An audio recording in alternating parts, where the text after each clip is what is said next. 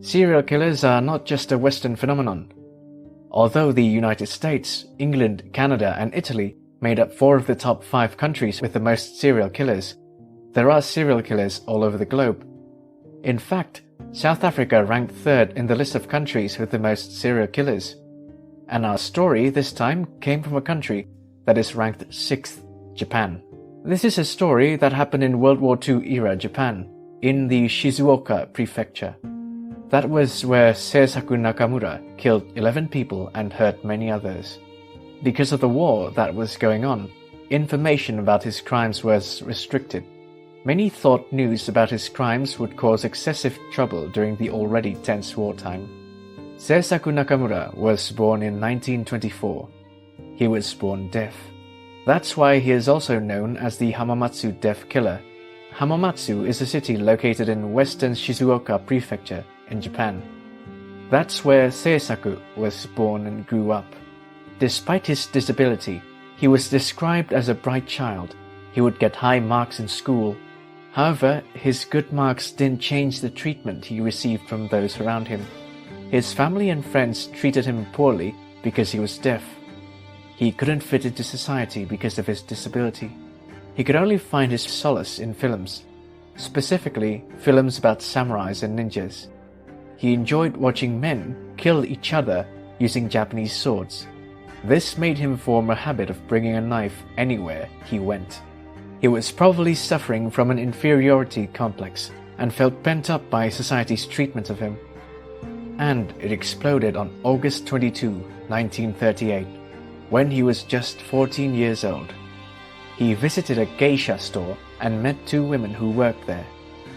Geisha, also known as geiko, are a class of female Japanese performing artists and entertainers trained in traditional Japanese performing art styles such as dance, music, and singing, as well as being proficient conversationalists and hosts. Although many people confused geisha with prostitutes, modern geisha are not prostitutes. The geisha profession originated from the courtesan profession, which offered both sexual services and performing arts. But it eventually evolved into a profession that focused on the performing arts and separated itself from the prostitution practice. The 14-year-old SEISAKU Nakamura was probably influenced by the samurai movies into thinking that geishas were prostitutes. He tried to make sexual advances to the 2 geishas he met, but he was rejected. He then tried to force himself onto them. Of course, the 2 geishas resisted. SEISAKU got angry and started beating them up. He had a knife on him at that time, which he used to stab them, killing the 2 poor women. SEISAKU was able to get away safely. Nobody found out who committed this double homicide until SEISAKU himself confessed to it years later. That was just the start of his brutality. On August 18, 1941, at the age of 17, SEISAKU killed his 3rd victim. Once again attacked 2 women. Fortunately, this time he only managed to kill one. The other one managed to escape death and was only injured. This was the start of a 1-month period when he went into a violent streak. Just 2 days later, on August 20, 1941, he killed 3 more people. This incident left many people baffled because it happened in a public place. SEISAKU Nakamura went berserk in a restaurant and stabbed those 3 people. The perplexing thing was that he wasn't arrested for this crime. There were witness testimonies, and the police were able to get an accurate description of the perpetrator. And they even got SEISAKU in their sight. But in the end, they did nothing. They didn't arrest him. This teenager who has killed 6 people and injured 1 went around freely, carrying his murder weapon with him. This led to another tragic incident just a month later. This time, his victims were his own family. On September 27, 1941, SEISAKU had a fight with his older brother. As usual, he had a knife with him. The fight got heated, and he pulled the knife and stabbed his brother in the chest. His entire family tried to stop him. He then slashed and stabbed all of them, including his dad, his sister-in-law, and even his niece. His brother died that day. but thankfully the other family members were able to survive. Is that the most insane thing you've ever heard? Well, hold on, because what came after was even more insane. After the brutality he had committed, his family did nothing. Yup, you heard it right. Zilch, zero. After he killed his own brother and stabbed the entire family, they never reported him to the police. When the police came for an investigation, they never mentioned him as the perpetrator. As to why they did this, there's no exact answer. Some said that they were afraid of him. They feared that he would come back for revenge if they reported him. They actually knew about some of his other murders, but still did not report him. Was it really fear of revenge that prevented them? Or maybe they were afraid of feeling ashamed if his crimes were to be made public. How did they even live with him after such an incident? Did they still live together after that? How do you, as a father, face your own son that stabbed you and killed his own brother? It was an unimaginable situation for that family. But there's one thing for certain.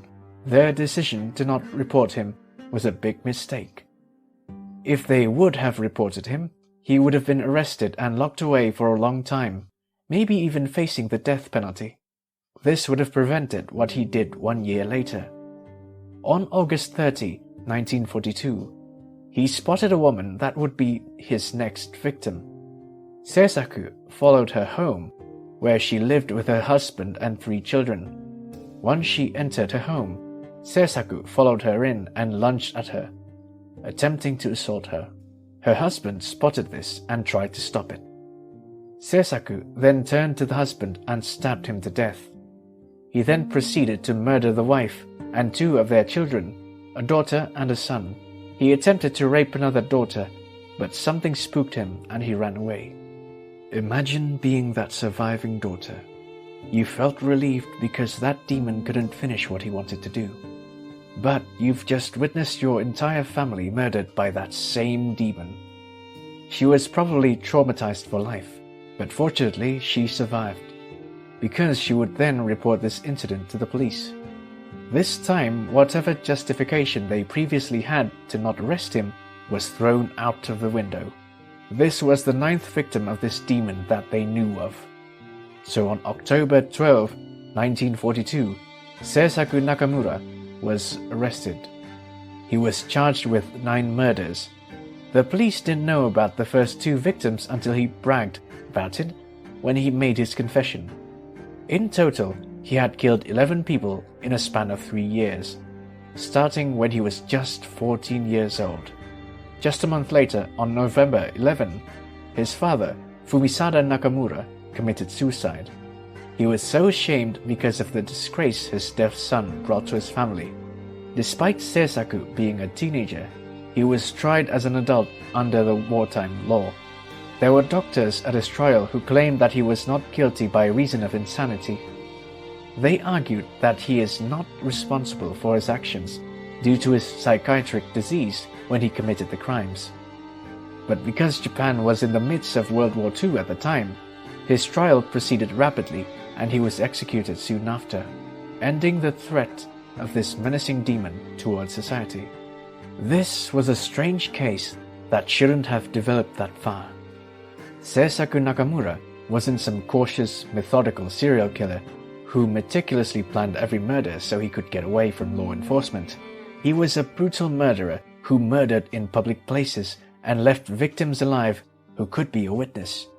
The fact that he wasn't arrested after the 3rd incident at a restaurant and the 4th incident with his family was baffling.